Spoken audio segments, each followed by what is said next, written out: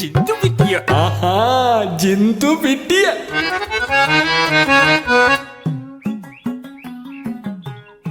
අයියේ. හලෝ මල්ලි. මොකද අයියේ මේ කල්පනාව? නෑ මම මේ කල්පනා කරේ මල්ලි. තෙල්ලිගේ. ඔව්. මේ ආවා මේ ගියා. චා.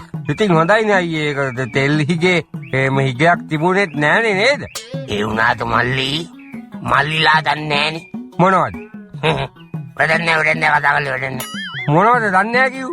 නෑ ඉතින් තෙල්ලිගයක් ආව නම් මල්ලි ඉතින් හොඳයිනේ. හොඳයි? පාටි. කාටද? බලන්න මල්ලි තෙල්ලිගේ නිසා අපේ ත්‍රී රෝද රථ කීයක් නම් මාමකට ඇතුළට. හැබැයිට? අප්පා. ඇයි මල්ලි නිවුස් වලට දැක්කේ නෑ කියන්නේ?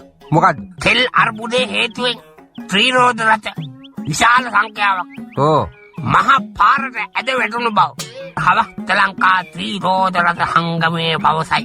ඒවා ඉතින් ඇද වැටුනේ? වැටුණනේ නම් මල්ලි පාර වැටිල්ලක් වැටුනේ මානසිකව කොච්චර වැටුණා. එහෙමයිනේ. අනේ වන්දප්පා. ඒක පැත්තක තියමුකෝ. අනික් කේස් එක තමයි මේක. මොකද්ද ඒ? නෑ මල්ලි අහලා තියෙනවා යාර. අවුරුදු 40න් තමයිලු ජීවිතේ පටන් ගන්න. ඕ එහෙම කියනවා තමයි. ඒකනේ මම බැලුවේ ඉතින් දැන් මට. අයියට කීයේද? මට තාම අවුරුදු 38නේ මල්ලි. ඉතින් ජීවිතේ පටන් ගන්න අවුරුදු 40න් නම් ජීවිතේ පටන් ගන්නක උණු තව අවුරුදු 2ක් බලන් ඉන්න බෑ මල්ලි. ඔව් ඒකටත් තව අවුරුදු 2ක් යනවා. ආහා ජින්තු පිටිය.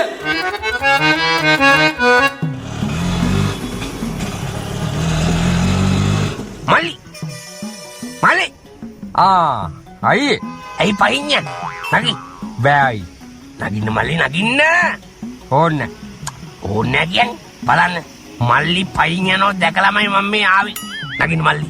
බෑයි. මල්ලි කොහෙද යන්නේ? නගින්නකෝ. ඔෆිස් එකට යන්නේ අයි. නගින්න මල්ලි මම ගිහින් දාන්නම්. නගින්න. එපා අයියේ නෑ එපා.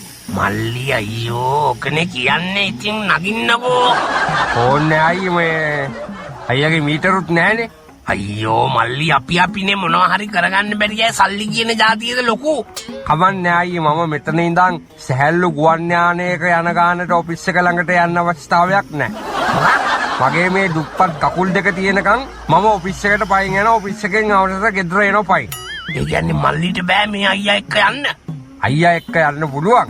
ඒත් අයියා කියන හයර් එක ගෙවන්න තමයි මල්ලිට බැරි. බලමුකෝ. මාර කේස් එකක්. ත්‍රිවිල් අයියලාට ටෝක් නොවි ඔෆිස් යන එකක් දැන් හෙනම ගේමක්. ටෝක් වීම වේදනාව කීලෝවේ ඉන්ද්‍රචාපලියනගේ ද ජීවිතේ. මල්ලි යනවාද?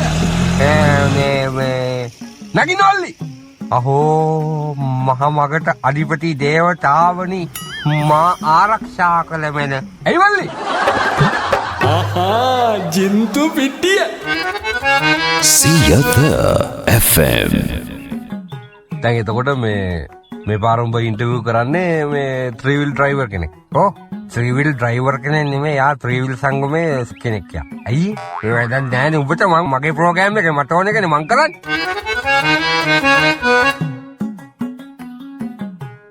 අයිබෝවන් හිතෝටුනි ඔන්න නැවතත් අපේ ජින්තු පිටිය අන්එඩිටඩ් වැඩසටහන සමග ජින්තු පිටිය අන්එඩිටඩ් කාලීන සංවාද මණ්ඩපයට අපි අද ආරාධනා කළා සමස්ත ලංකා එක්සත් ත්‍රිරෝද රථ සංගමේ යාව ජීව සමාජික හිටපු ඉන්ධන ගබඩා සහකාර දගතරාට මහපාරේ අහිංසකයි හිතමාගේ පුංචි සුරතලී ත්‍රිරෝද රථයේ හිමිකරු නම කියනවට කැමති නෑ කිව්වනේ.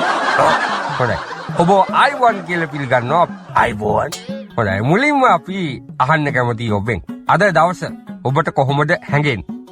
අද දවසේ ඔයා කියපු නිසා ආව මල්ලි. නැත්තම් අද හිටියනම් හොඳ ගානක් හොයන් තිබුණ දවසක් හොඳේ. ඔය කිව් වෙහි බර දවසක්.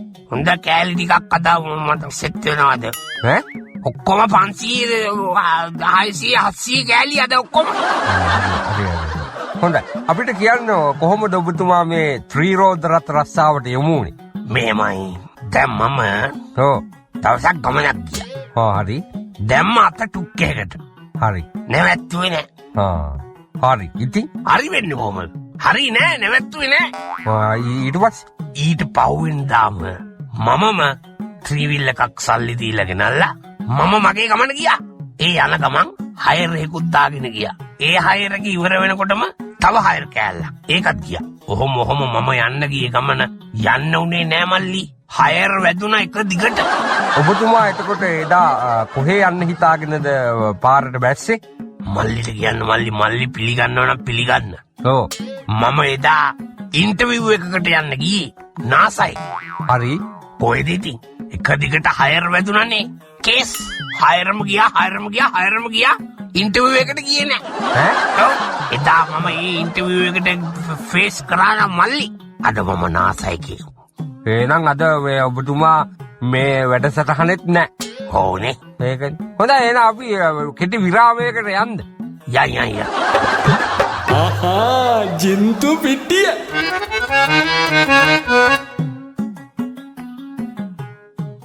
හිතවතුනි අද අපි ඔබ වෙත ගෙන එන්නේ ජින්තු පිටිය අන්එඩිටඩ් වැඩසටහන. අද සම්මුඛ සාකච්ඡාවක් කරනවා මහත්මෙක් සමග.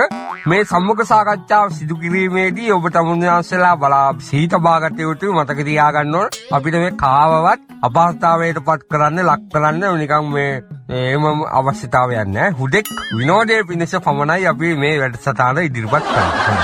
අපි අද කතා බහ කරමින් ඉන්නේ ත්‍රිරෝද රත රියදුරු මහත්මෙක් සමග.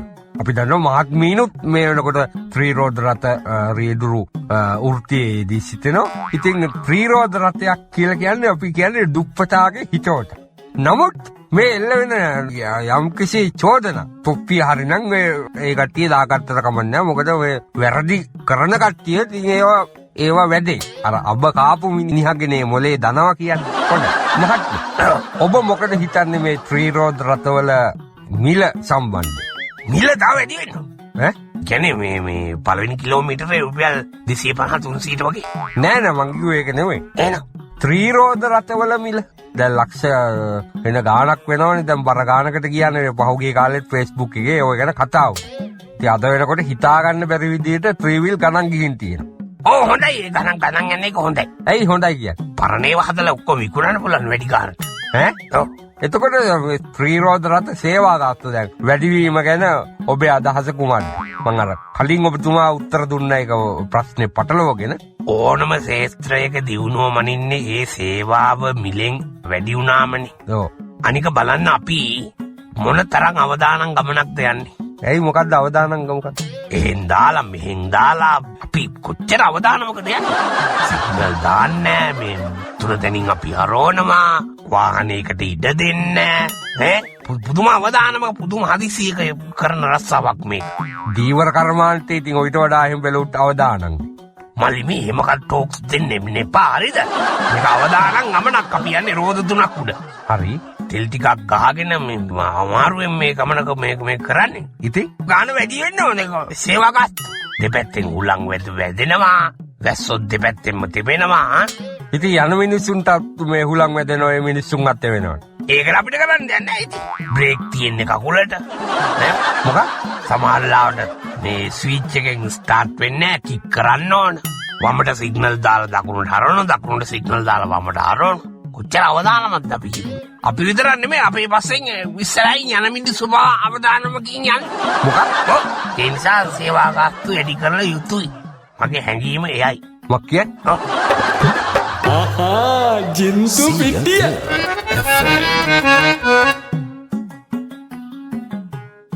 හොඳයි ඊට අද අපි එක්ක කතා බහට එකතු වෙන්නේ ත්‍රිරෝද රත කාලා වතුර බීපු කෙනෙක් කිව්වොත් මම නිවැරදි. හොඳයි. මේ ත්‍රිරෝද රතවල පිටිපස්සේ එක එක වැකි ලියලා තියෙනවා. ඔව්. අපි යක්කුන්ටත් කුක්කු පෙව්වේ කොක්කු පෙන්නලා. ඔව්. අපි යක්කු බොලව්. රැල්ලට බය නම් වැල්ලට එන්නේ නෑ බ්‍රෝ. ඔව්. ගඟක් වෙලා ඔබ ගලන් හුඟක් වෙලා මට නාන්න. ලෙඩ්ඩු කලබල වුණාට දොස්තර කලබල නෑ. ඔව්. අවංකව සිනාසෙන්නේ කිරිදරුවා පමණයි. ඔව්. මගේ ලෝකේ රජ්ජුරුව ඔබයි තාත්තේ. ඔව්. නරි රංචු පිටින් ආවට සිංහයා ඉන්නේ තනියම බ්‍රෝ. ඔව්. දඟ කරාට මහපාරේ අහිංසකයි හිතමාගේ. පුටුව පෙරළුවට සීතා පොත දන්නව රාමා. පුටුව නෙමෙයි පිටුව. දැන් අලුතෙන්ම ගහලා තියෙනවා මේ අහසට පොළවෙන් නගින්නේම එක දුමාරයයි. බෝ ලෝකෙට කවුරු වුණත් තුඹ මතක සුමානයයි. අපි යකට බයද බං සොහන අපේ විමානයයි. මුළු සින්දුවක් එහෙම් පිටින් කිව්වනේ. සින්දුව එහෙම් පිටින් ගහලා තිබුණා. තවදාලා තියෙනවා. අම්මා නැත්තම් මේකත් නෑ. අනේ මට ඒක කියන අම්මා නැත්තම් මේකත් නෑ කියන එකෙන් මොකක්ද අදහස් කරන්නේ? දැන් අම්මා නැත්තම් මේකත් නෑ, තාත්තා නැත්තම් මේකත් නෑ. බිරිඳගේ උත්සාහයයි දෙමව්පියන්ගේ කැපවීමයි වගේම ගහලා තිනවා නම් අනිවාර්යෙන් ත්‍රිවිල් එක ගන්න සල්ලි දීලා තියෙන්නේ ගෙදර ගෑණි අම්මයි තාත්තයි. ත්‍රිවිල් රස්සාව කරන අයට මේ තියෙන එක මේකක් තමයි හොස්ස ළඟින් මැස්ස යන්න බැරි මට්ටමේ අය ගොඩක් ඉන්න. ඇයි එහෙම ඒ? දැන් බලන්න සෞඛ්‍ය ශාස්ත්‍රයට ගිහිල්ලා බැලුවොතින් සමහරවිට කතා කරන්න බයයි. ප්‍රශ්නයක් අහන්න බෑ. වාට්ටුවක් කොහෙද තියෙන්නේ, මේ උණු වතුර ටිකක් ගන්න කොහෙන්ද, මේ වැඩේ කරගන්නේ කොහෙන්ද කියලා අහන්න බෑ. තරහ යනවා, බයිනෝ. ඕනේ. ඉතින් ඕනම ශාස්ත්‍රයේ එහෙමයි ඉන්නවා. මං කියන්නේ මේක දැන් මේක සේවාවක් නෙවෙයි. සේවාව වැඩි දියුණු කරන්න මොනවද කරන්න ඕන? ත්‍රිවිල් වල රෝද 4ක් දාන්න ඕන. රෝද 3න් ඈත් වෙන්න බලන්න ඕන. රෝද 4ක් මේකට හයි කරන්න ඕන. එක රෝදයක් අඩු නිසා නෙමෙයි ඔක්කොම මේ අපේ පිටින් බාලා තියෙන සේර. සමානාත්මතාවයේ හැදෙන්න නම් හදන්න නම් මේක රෝද 4 කරන්න ඉවරයි. හොඳයි. ඒ අනබිභවණීය විසඳුම ඔබතුමාගෙන් අපිට අහන්න ලැබුණා. ඒත් සමග අපි අද අපේ වැඩසටහන සමුගන්න ඔබට සුබ සන්ධ්‍යාවක් වේවා. ඉවරයි. ඕ ප්‍රාල මට ආයෙත් දෙකක් දුවා ගන්න තිබුණා. මේ පොඩි වෙලාවට මට එන්න කිව්වේ. පොඩි වෙලාවයි තියෙන්නේ. අයියෝ. ගෙදර යනවද දැන් ඔයා? ඕ එන්න මං ගිහින් දාන්නම්. ඒ හයරකවත් ගන්න පුළුවන් එතකොට. මම පයින් එන්න. ඈ? ආනේ කවන්න යා. හම්පත්තායක කොනේ නිකන් එන්න එපා. ආහා ජින්තු පිටිය.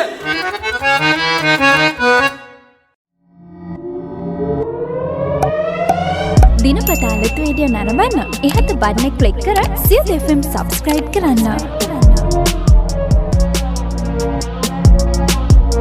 අලුත් වීඩියෝ ගැන මුලින්ම දැනගන්න මෙම සීනුව ක්ලික් කරන්න.